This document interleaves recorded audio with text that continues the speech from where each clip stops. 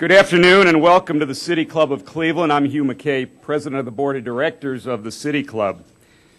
Back in 1895, 500 industrialists gathered in Cincinnati to form the National Association of Manufacturers, based on the proposition that manufacturing is the core sector of our economy. To prove that nostalgia ain't what it used to be, when the NAM was founded in 1895, the economy was in shambles, businesses were failing, banks were collapsing, unemployment had reached 20%. But by 1900, a major recovery was underway, and manufacturing was helping to power the economy. One of the National Association of Manufacturers' earliest efforts was to call for the creation of the U.S. Department of Commerce. The NAM also helped launch the U.S. Chamber of Commerce, and the NAM's mission was to focus on expanding our economy and access to markets abroad and to support a strong national defense. Today, the National Association of Manufacturers boasts over 12,000 members. The NAM has been a key player in policy debates and government decisions on the skilled workforce shortage, tax policy, free trade arrangements, the ozone standards, noise abatement, numerous other issues facing our economy and industry. Today's speaker, Jay Timmons, became president and CEO of the National Association of Manufacturers last year, thereby becoming one of the leading advocates for nearly 12 million Americans employed in manufacturing. Mr. Timmons is a native of Chillicothe, Ohio, a manufacturing community that he says instilled in him the values of manufacturing. His grandfather was a manufacturing worker, and Mr. Timmons says he benefited from learning firsthand the commitment and pride manufacturers have for their products, their jobs, and their community. Mr. Timmons' prior experience includes service as a chief of staff in the U.S. House and Senate, as well as the Virginia Governor's Office. He's also a member of the Business Industry Political Action Committee, Executive Committee, and the Board of Directors for Local Finance Solutions, Inc. Mr. Timmons has twice been named one of Washington's Fabulous 50 Movers and Shakers on Capitol Hill by Roll Call newspaper, and he is chairman of the Washington, D.C. Humane Society Board of Directors, while also serving on numerous other boards of directors. NAM Board Chair Michael Campbell says, quote, Jay has keen understanding of manufacturing and he has relationships on both sides of the aisle in Washington. He has helped lead the NAM during good economic times and has remained unflappable during the most difficult economic times manufacturers have ever faced. Please welcome to the City Club of Cleveland, Jay Timmons.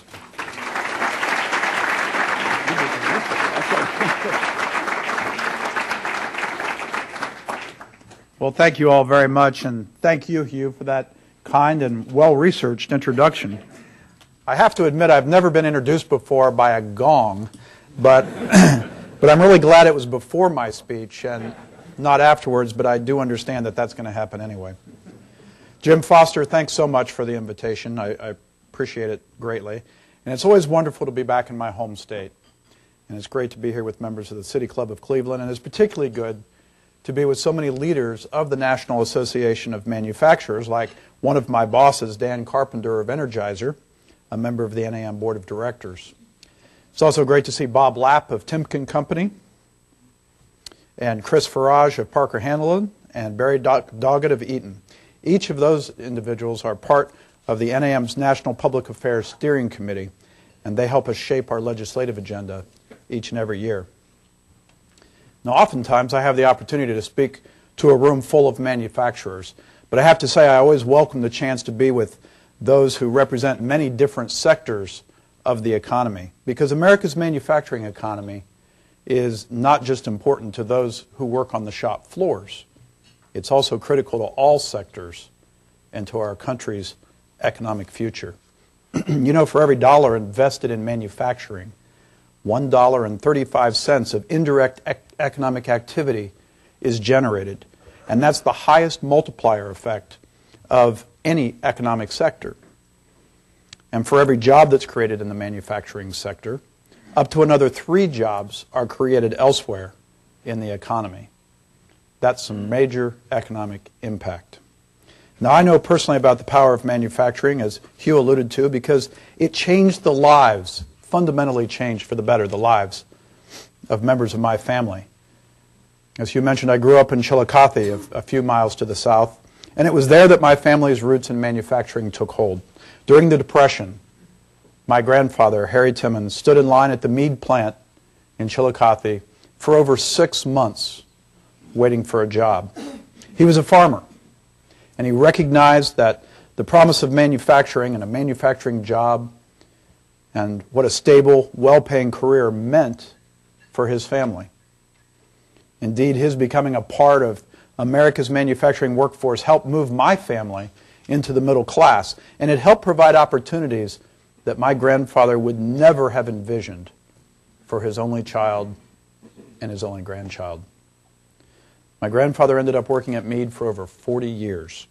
And earlier this year, actually not earlier this year, a year ago, I had the opportunity to visit that plant.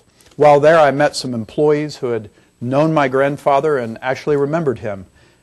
They were beginning their careers while he was in the twilight of his and nearing retirement. And more than 40 years later, they still are at Meade. Manufacturing provides the same opportunities to workers today that it did for my grandfather years ago. It's still a path to the middle class. It's not just a job, it's a career. But manufacturing today, of course, is not the manufacturing of our grandparents' era. Today, manufacturing is dynamic, manufacturing is efficient, and manufacturing is technology-driven.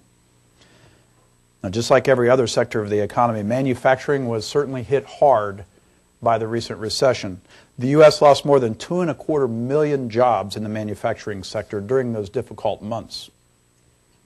We're currently at the beginning of a slow process of restoring some of those lost jobs. Just last month, we saw 23,000 manufacturing jobs added to the economy, and over the course of the last 2 years, we've added back about 330,000 jobs cumulatively. So today, ladies and gentlemen, I'm very happy to report that the state of manufacturing is in recovery. And if our policymakers in Washington choose wisely, there's no doubt that manufacturing is absolutely poised for a renaissance. But therein lies the rub, of course, assuming Washington will make wise choices. Quite frankly, these choices should not be difficult. Just consider this. Manufacturing in the United States produces $1.6 trillion of value each and every year. Taken alone, manufacturing in the United States, just the manufacturing sector now, would be the 9th largest economy in the world. And manufacturing jobs pay better than any other sector. Here in Ohio, the average manufacturing job pays 59% better than the average job that's in the non-farm sector. And consider that today the United States produces 21% of the world's manufactured goods. Now, China is nipping at our heels and is in second place with 15%. So if we want to maintain our mantle of economic leadership around the world, it's critical that we recognize that our federal policies must be focused on growth and competitiveness. And that means prioritizing manufacturing and ensuring its success. There are several indicators that this message is beginning to sink in. All of the presidential candidates are talking about manufacturing and its importance to sustained economic growth. President Obama has made growing the manufacturing sector a priority for his administration. Senators and congressmen are joining in the call for a strong manufacturing base as well. So as the critical election day of 2012 looms on the horizon, candidates for office at all levels must answer this basic question. Will we choose dynamic policies that will unleash the power of capitalism and lead to a road that produces a new era of prosperity and booming towns and cities filled with opportunities? Or will we choose a different road that leads to a decline of a global superpower with policies that pit Americans against each other, demonizing business and threatening the very system of free enterprise that made our nation the strongest and the best in the world? The right choices for policymakers included a focus on investment, on trade, on the workforce, and on innovation. That's exactly what the NAM promotes in our plan for the future, a manufacturing renaissance, 4 goals for economic growth. Currently, it is 20% more expensive, 20% more expensive to do business in this country than it is for our major trading partners around the world, according to a study conducted by the Manufacturing Institute and MAPI. And that's without even counting the cost of labor.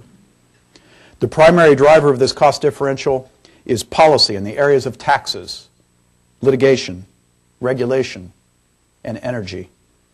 We have done this to ourselves. In recent months, we've seen the stories time and time again. Manufacturers discussing their desire to expand domestic operations and make capital investment right here at home. But the 20% structural cost disadvantage holds many back. In order to encourage investment and create jobs, our goal absolutely must be to eliminate that substantial cost differential. The pro-growth policies that are outlined in the NAM agenda will reduce the cost of doing business in the United States, and it'll make our country a more attractive place to do business and make us more competitive in the international marketplace. Now, while there may be some disagreements about specific policies that we advocate, it's really hard to imagine that any elected leader, regardless of political party, who would disagree with our 4 goals. First, we believe the United States must be the best place in the world to manufacture and to attract direct foreign investment. Second, the United States, we believe, must expand access to global markets to enable manufacturers to reach the 95% of consumers who live outside of the borders of our great country. Third, manufacturers, we believe, must have the workforce that the 21st century requires. And fourth, we believe that manufacturers in the United States must be the world's leading innovators. Now, Americans of all political persuasions can certainly find common ground in these aspirations. But now we've got to have a conversation about how to achieve these goals in order to lower the cost of doing business in the United States and make us more competitive. In order to lower the cost of doing business in the United States and grow our economy, our nation has to make a choice on energy. Will we continue to hold back the development of existing and new sources of energy to power our nation? Or will we embrace America's abundant resources and adopt an all-of-the-above approach to meeting our future needs in order to lower the cost of energy? This choice is absolutely critical for consumers, not just senior citizens who struggle every day to pay the cost of their home heating and energy bills, but also certainly for manufacturers who consume 1/3 of this nation's energy supply. We haven't had a coherent strategy for developing energy in this country for decades, and unfortunately, the agenda of the current administration seems to be to do everything possible to make energy less affordable, not more affordable. Americans have witnessed massive proposed new regulations out of the EPA on manufacturers and on other job creators. Delayed permits, denied permits, and just this week, we saw the ultimate triumph of politics over sound policy, the denial of the Keystone XL pipeline permit. That one decision, ladies and gentlemen, that one decision made personally by the President of the United States killed the promise of nearly 140,000 direct and indirect jobs. This project was shovel-ready, and that's why the NAM and the Laborers International Union of North America continue to stand shoulder to shoulder in advocating moving this project forward immediately. The excuses were many. Not enough time for review. Not in the nation's interest. I find that amazing. This country built the interstate system in 10 years. I really don't think it's too much to ask that the bureaucrats in Washington complete a review of a critical project in what has already taken 3 years. In our nation's interest? How about accessing a stable, and sustained source of energy from a reliable ally with whom we share a border, instead of continually rattling sabers with unstable and hostile dictators in Venezuela and in Iran. Here in Ohio, there's another source of energy that holds great promise, shale, and the development of the Utica play holds enormous potential for America's future energy requirements. But quite frankly, that's only if government gets out of the way. Shale is absolutely a game changer for manufacturing and for our country, from chemical companies to steel companies, for the entire manufacturing economy. Over 1 million new manufacturing jobs can come from shale, many in Ohio from the Utica. That's the finding of a new study from PwC and the NAM. The promise of affordable energy from shale cannot be overstated, and we shouldn't let anybody slow it down, especially from Washington. We absolutely need all sources of energy. Abundant clean coal, which is critical to manufacturing in Ohio, oil and natural gas, nuclear, alternatives, and other non-traditional forms of energy. Policymakers can't pick winners and losers, as the administration has been attempting to do for the last 3 years. So let's make the right decisions here, because the costs of getting it wrong are too great for our economic and national security. In order to lower the cost of doing business in the United States and grow our economy, our nation has to make a choice on taxes. It's no secret that the United States has the highest corporate tax rate in the world today. Many in Washington acknowledge this makes investment in this country unattractive, and they want to lower that rate. That's the good news. That goal is critical to the success of manufacturing in the United States. Countries all over the world have figured this one out, and they're all in a race to lower this major cost burden for business. Let's look again to the north for a good example. Canada has lowered their rate to 15%, and they're reaping the benefit from the foresight of Prime Minister Stephen Harper. In this country, advocates of lowering the rate often call for lowering it to the average of OECD nations, 25%. Now, while that's certainly an improvement over the current rate of 35%, this nation didn't achieve its greatness by striving to be average. We need to determine what rate will attract investment, domestic and foreign, and then we need to make that our target. Another fallacy being offered in this discussion is the notion that corporate tax reform must be achieved in a revenue-neutral manner.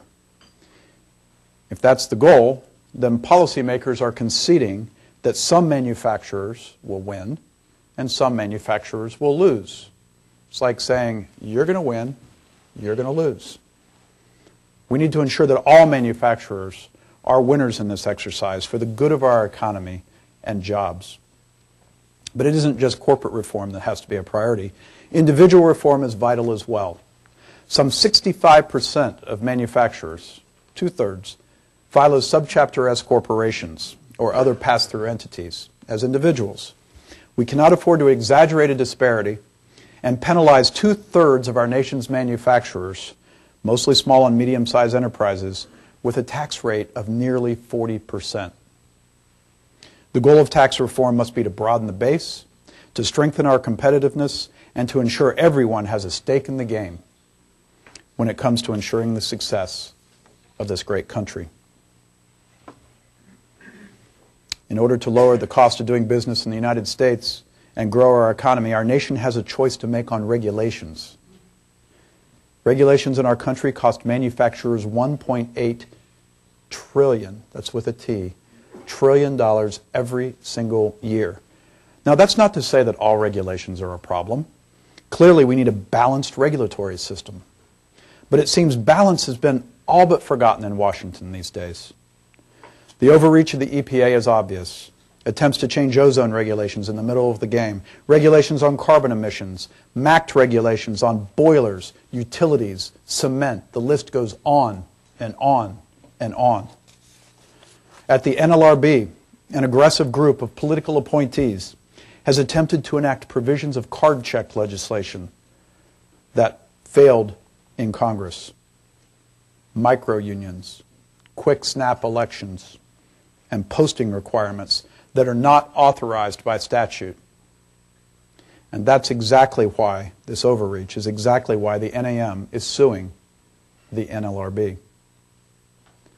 The bureaucratic leviathan is out of control and must be stopped to bring rationalization and balance to manufacturers who are trying to create jobs right here at home. In order to lower the cost of doing business in the United States and grow our economy, our nation has a choice to make on trade. We saw minimal progress on this front in 2011, but nonetheless, we saw progress. The 3 free trade agreements that languished on the desk of President Bush for a year and a half and languished on the President's desk, President Obama's desk, for another 2.5 years, finally made it across the finish line. Those agreements mean about $16 billion in economic activity for the United States, and while any increase is welcome, this is really only the tip of the iceberg. As I mentioned just a few minutes ago, over 95% of consumers reside outside the borders of the United States of America. And there are dozens of free trade agreements being negotiated around the world today, and the United States is a party to exactly one.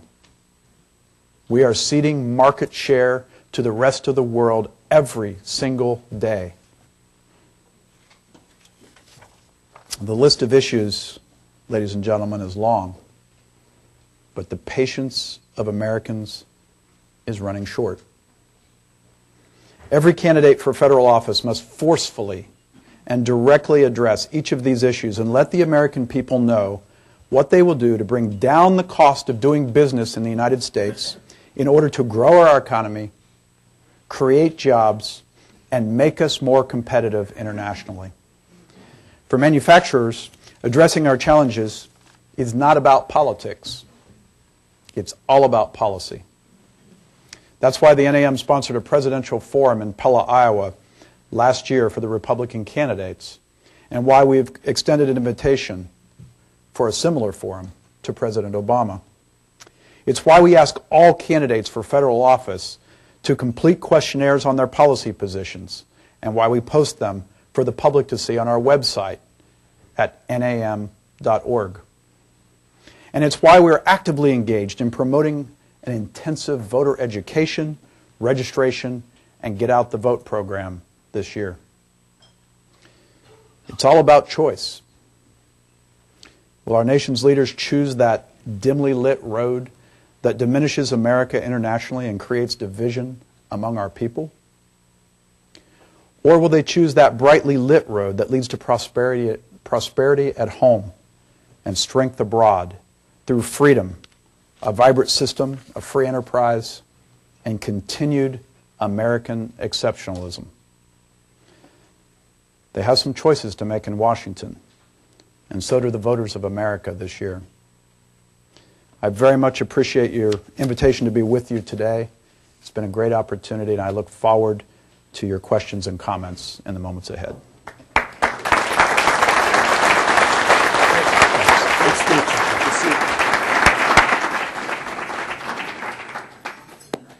Today at the City Club of Cleveland, we're listening to a forum featuring Jay Timmons, President and Chief Executive Officer of the National Association of Manufacturers. We will return to Mr. Timmons in a minute for our traditional City Club question and answer period. We encourage you to go ahead and formulate your questions now. Please remember to keep them brief. We remind you that you're all welcome to attend all City Club forums. We also encourage you, if you're not a member of the City Club, to please join the City Club. We can use your support.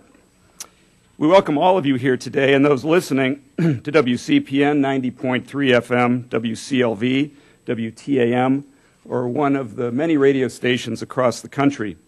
Our television broadcast partner is WVIZ PBS IdeaStream. Television broadcasts of the City Club are made possible by Cleveland State University and PNC. Our live webcast is supported by the University of Akron. This year, the City Club of Cleveland turns 100 years old.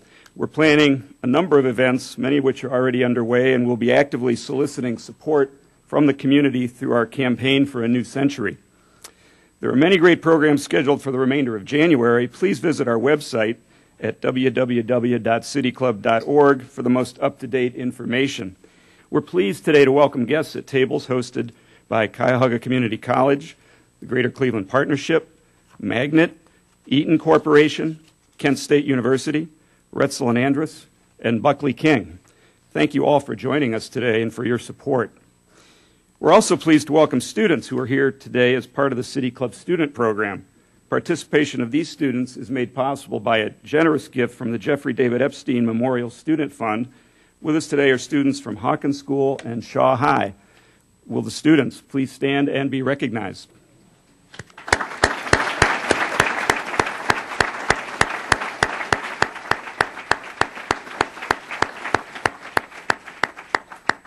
Now we'd like to return to our speaker for the traditional City Club question and answer period. We welcome questions from everyone. Holding the microphones today, we have City Club Program Director Carrie Miller and Assistant Director for the 100th Anniversary, Betsy Wallace. First question, please. Segment's also known as Stump the Speaker, I would imagine. So I'm looking forward.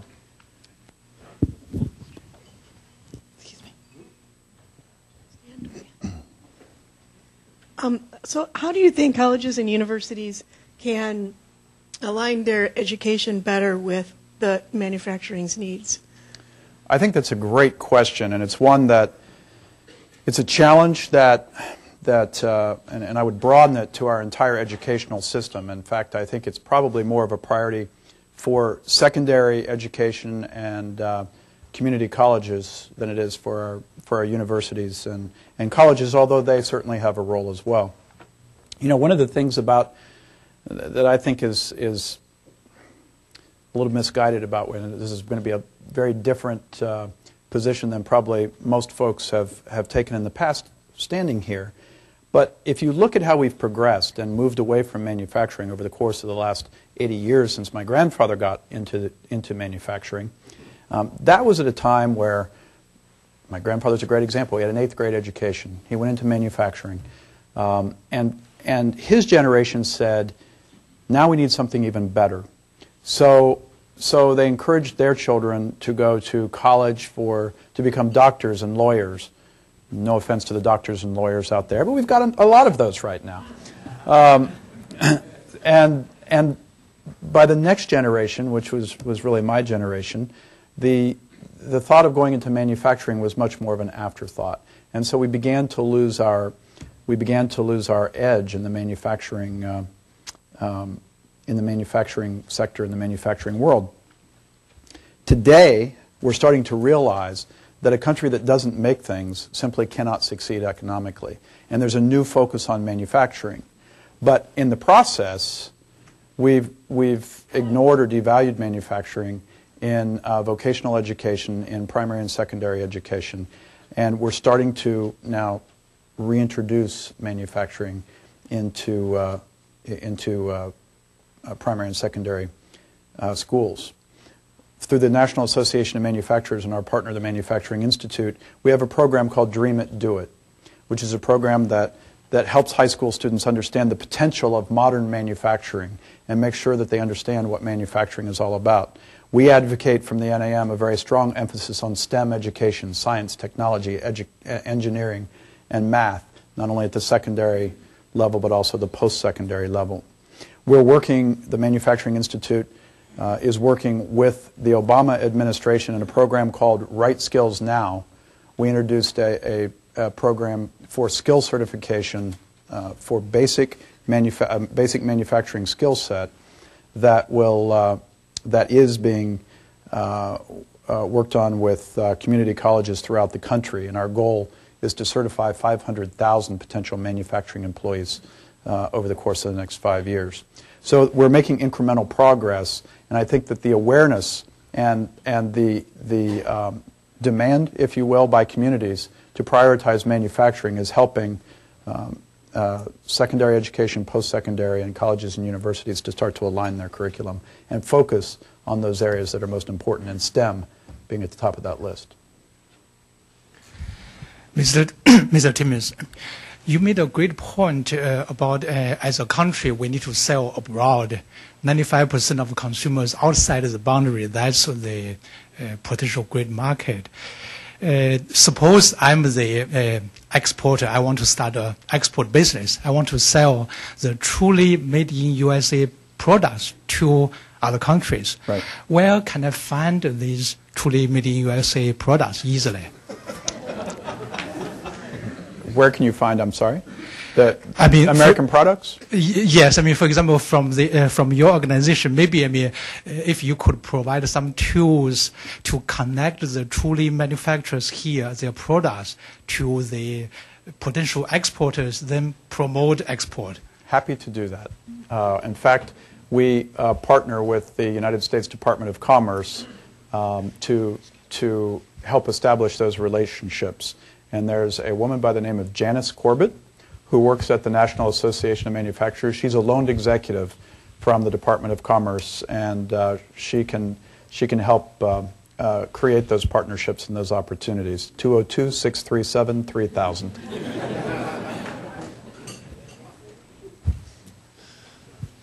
Mr. Timmons, I think we all share the view that with 95% of the consumers beyond our borders, we want to be able to reach out to that market.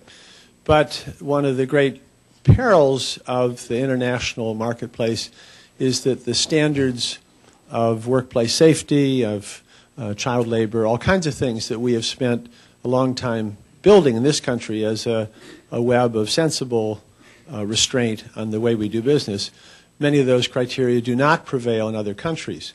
How much is the National Association of Manufacturers positioned to help bring other countries forward into a more advanced level of regulation of their own working conditions, environmental protection, and so on, so that the world presents more of a level playing field to manufacturers trying to decide where to locate? Two issues there. The 95%, obviously, we want to be able to export to the 95% from as much as possible from manufacturers within the borders of the United States. To your other question about helping manufacturers decide where to locate, my first priority is to lower the cost of doing business in the United States so that they locate here. They make investment decisions to expand in the United States or for foreign direct investment to be targeted to the United States to build facilities here. Your other question, though, really is a question of corporate ethics, and I'm very proud that most most manufacturers take great pride in making sure that, for instance, child labor laws that we adhere to here in the United States, that they're also applying those same standards to their facilities outside of the borders of the United States. We're not the federal government at the NAM, but obviously we encourage our companies and we're proud of our companies that adhere to those standards elsewhere. Now, if you have corporations that are headquartered outside of the United States and they're homegrown outside of the United States, we don't have much influence there. But I think you'll find that companies in the United States who locate outside of the borders of the United States are good corporate citizens wherever they're located. American universities, especially in the technical area, do a world-class job of training foreign students in a whole array of technical specialties. And then we send them home. Only to see them leave. Steve Jobs made this point before he passed away to President Obama, and it went nowhere. Why, help us with the politics, why is it so hard for Washington to understand that these foreign students who want to stay could do so much good, and why do we make it so hard for them to stay? It's the same reason that we have so many politicians that like to engage in class warfare. It's the same reason that we sensationalize almost everything in America today. It's the 24/7 news cycle. And it's very easy to present populist arguments and to say, hey, we need to worry about Americans first. I don't think anybody disagrees with that.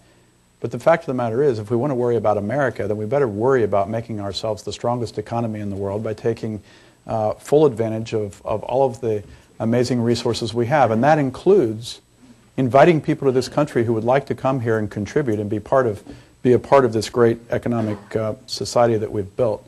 I can't explain to you why common sense does not prevail on the issue of H-1B visas and keeping talent in the country that has benefited from our educational system. It's an issue that's gotten tied up in politics for as long as I've been in Washington, quite frankly, immigration policy. The NAM believes that we need a comprehensive immigration bill passed. Manufacturers will benefit from that, whether it's the high-end H-1B visas or it's ensuring that families who have come to the country and helped to and contributed to the economic success of this country are allowed to come to a path of citizenship to remain here permanently. Republicans and Democrats both have made attempts to fix that very problem you're talking about. It's a very specific problem that can be solved within a more broad-based and comprehensive sense. But each time it's gotten bogged down in politics. When President Bush was in office, it was the Democrats that were stopping it. Now that President Obama's in office, it's the Republicans stopping it. It's simply a political football that makes no sense. I'm glad you brought it up. It's an issue that we work on every single day at the NAM. Hi, I've been live tweeting for the City Club during this, and we have a question on Twitter from William Spa. They ask, how do green technologies fit into new manufacturing? Green technologies, all technologies fit into manufacturing. You know, manufacturing has been responsible for the vast bulk of this nation's energy efficiency gains over the course of the last 40 years. And we're going to continue to make strides to improve energy efficiency, not only because it's good for the environment and it's good for our people, but it's also good business sense to lower the cost of doing business. You know, businesses do that every single day. That's why we want to see the government do the same thing. We want them to at least meet us halfway. If manufacturers have a process of continuous improvement, if they're constantly trying to be lean in how they operate and increase productivity at their operations, and part of that is through energy efficiency and the use of new technologies, we really want the government to meet us on the next step and help lower the overall cost of doing business in this country. Hello, my name is Maya Gilbert, and I'm a 9th grader at Shaw High School. I graduate my 4-year college in the year 2012. So I wanted to know, where would the economy be after I graduate college? 2020? 2020. 2020? Yes. It's going to be better than today.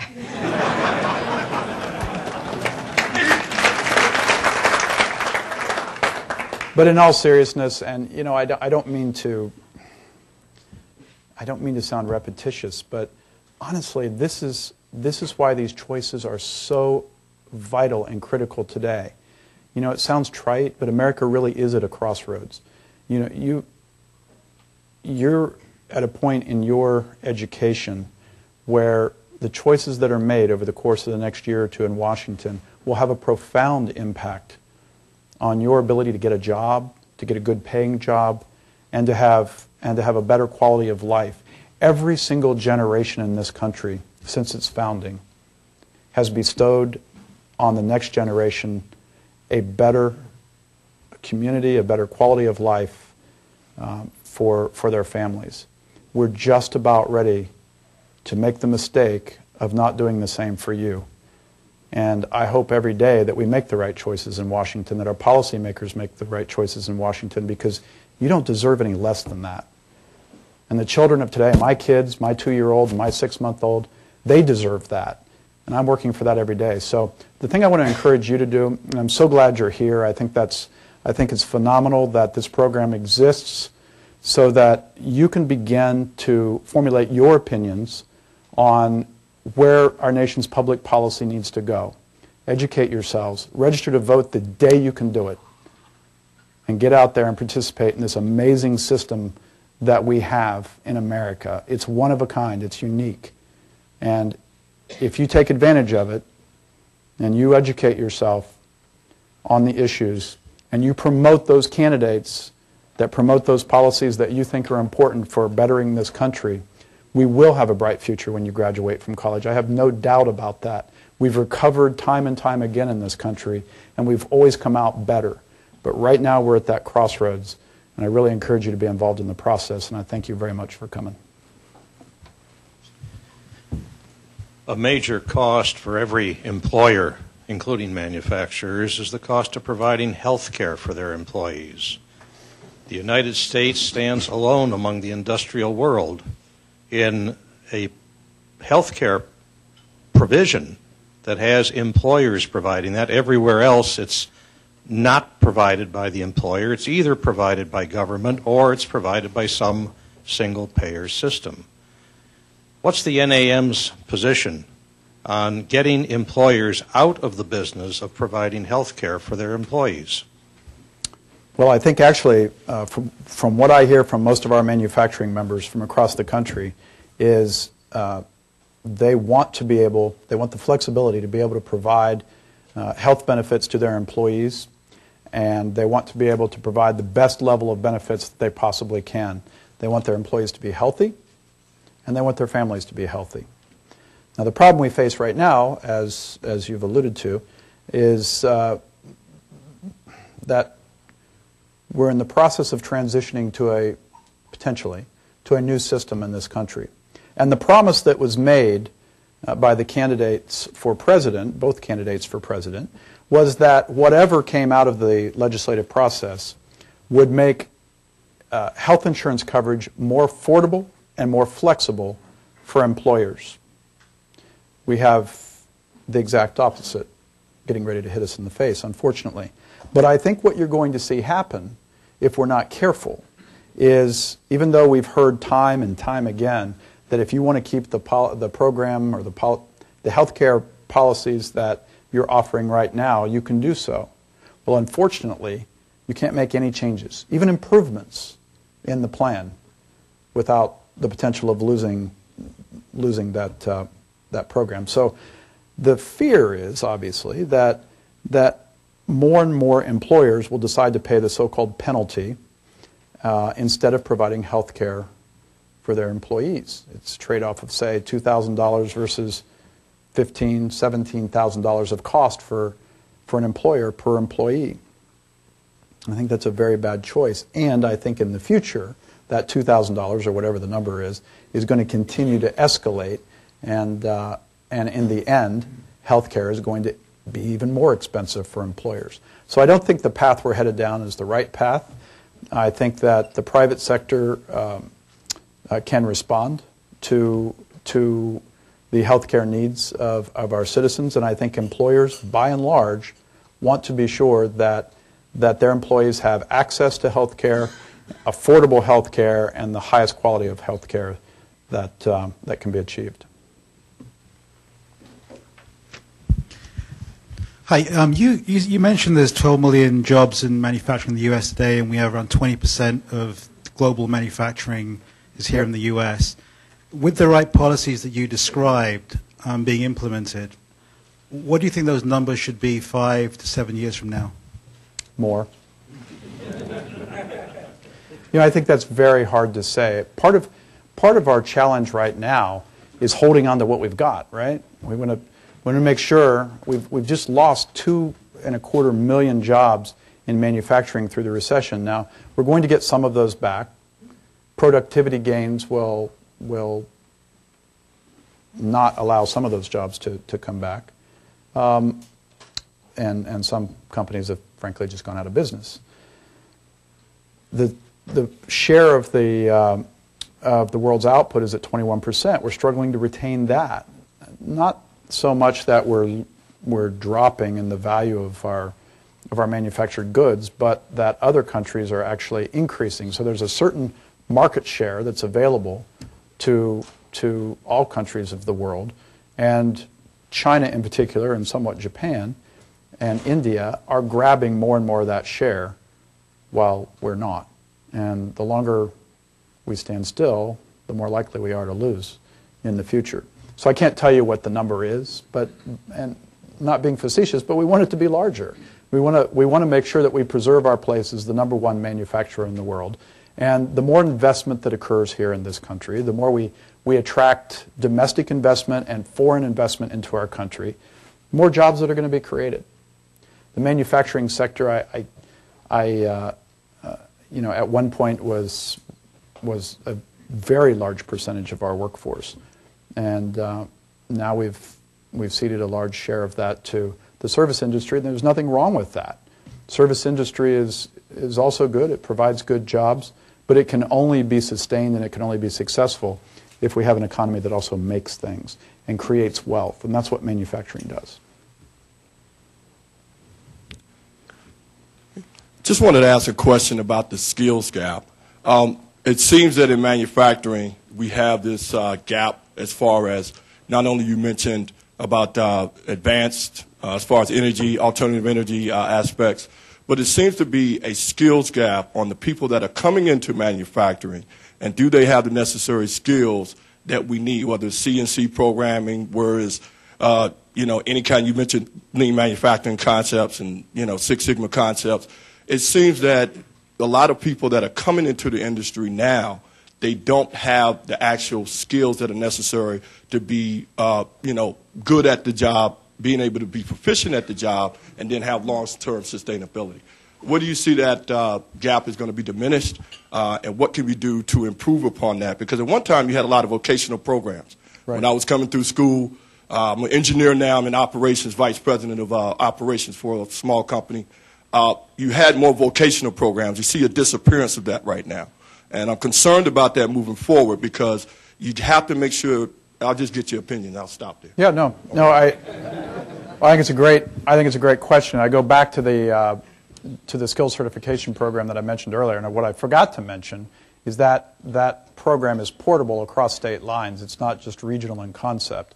Because what's happening is a lot of companies, through frustration, I hear from our companies about an average of about 5% of jobs in manufacturing in an 8.5% unemployment rate country. About 5% of jobs in manufacturing go unfilled today because they can't find the skilled workers to fill them. And of course, with the economy that we have, you can't exactly ask somebody to move across country and sell their house because they can't sell their house. And if they could, they probably can't buy a house thanks to our financial regulations today. So we really have a conundrum right now in manufacturing.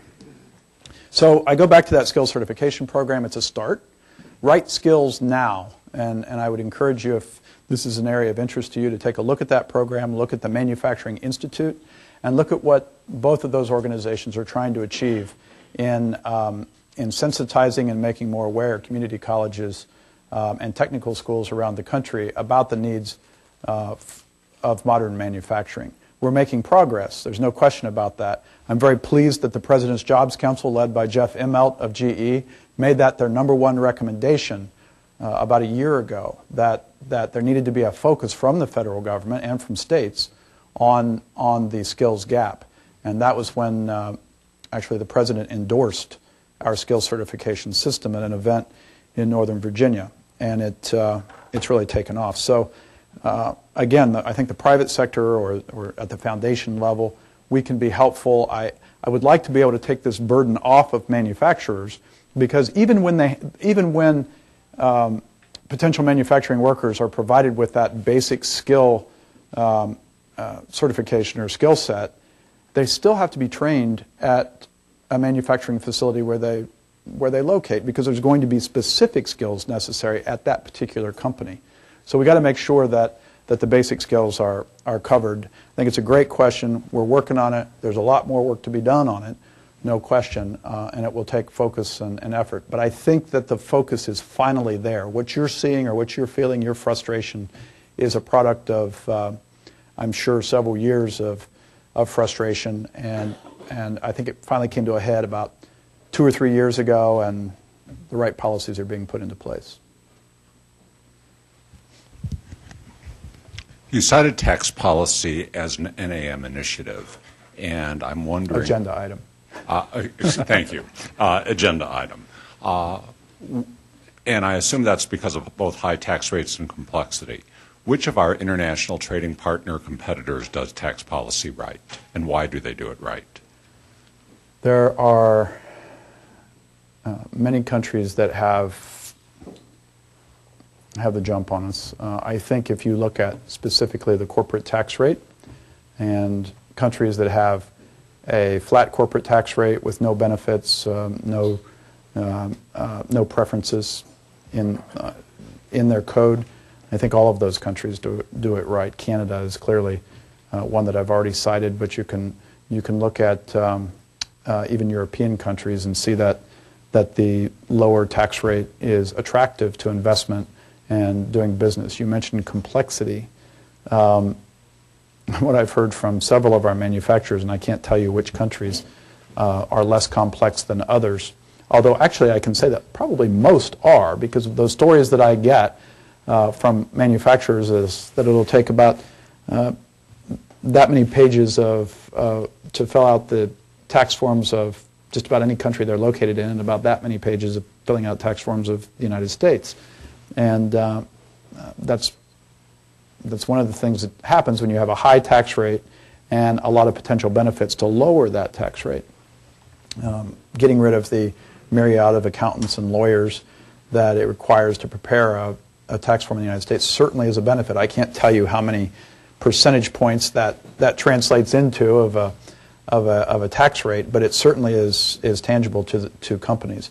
But I do think if you look at just about any country, Ireland is a great example. I mean, they focused on research and development, and they made that a priority for their country. Now they've had some economic hiccups, just as we all have, but they've said we're going to lower our corporate tax rate, and we're going to make sure that there's one preference still in place, and that's our research and development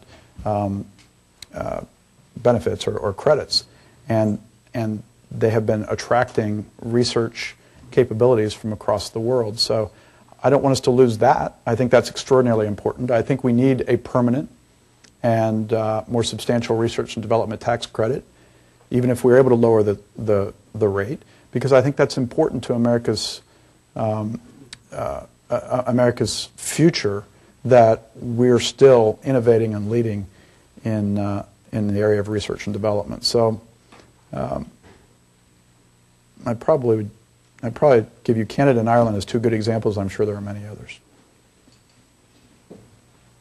Another question about what the cost of doing business in the United States. One of the things that I hear is that because we are so far behind in maintaining our roads and transportation system, the cost of doing business is much higher, whereas our friends in China are busily building railroads and financing railroads across Asia and to expand their markets. I haven't heard you say anything about the policy of the National Association of Manufacturers and getting our transportation system in a good working order. It's because I only had an hour. Absolutely vital and critical to the future of this country. China is a developing economy, so they have the ability to kind of start from scratch. We're dealing with legacy systems in this country, so a lot of the things that we do is actually undoing and then redoing a system here in this country. So whether that's rail or even our ports, our bridges, our roads, trillions of dollars of investment need to go into all of those projects. It is a priority for manufacturers. There's no doubt about that. But one of the conundrums we face in Washington is we have Republicans who don't want to invest in it at all, and we have Democrats who advocated the stimulus plan a few years ago to promote those very projects, and then in the end did not. So you have a stalemate between the two parties where nobody's really doing anything. They're both talking about it, but nobody's doing anything. We're going to clearly have to have some new thinking in this area. There's going to have to be public-private partnerships like we've never had before. We're going to have to accept the fact that it may be a little bit more costly to use our roads and our bridges, and that may involve, in some instances, tolls that we're not either familiar with or that we don't enjoy. I mean, who enjoys a toll? Nobody. But that new way of thinking has got to be part of the dialogue for the presidential candidates and certainly for the legislative candidates as well. I appreciate you bringing that up. It is a huge issue for manufacturers, getting goods from one place to the other and getting supply and being able to supply the customers and the suppliers being able to supply the manufacturers is definitely adding to the cost of doing business here locally. I guess I'm done. That's when you get to go on.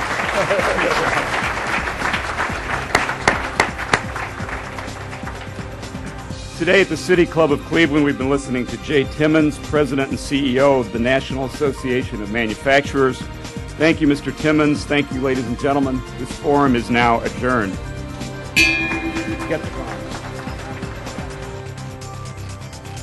For information on upcoming speakers or for podcasts of the City Club, go to cityclub.org.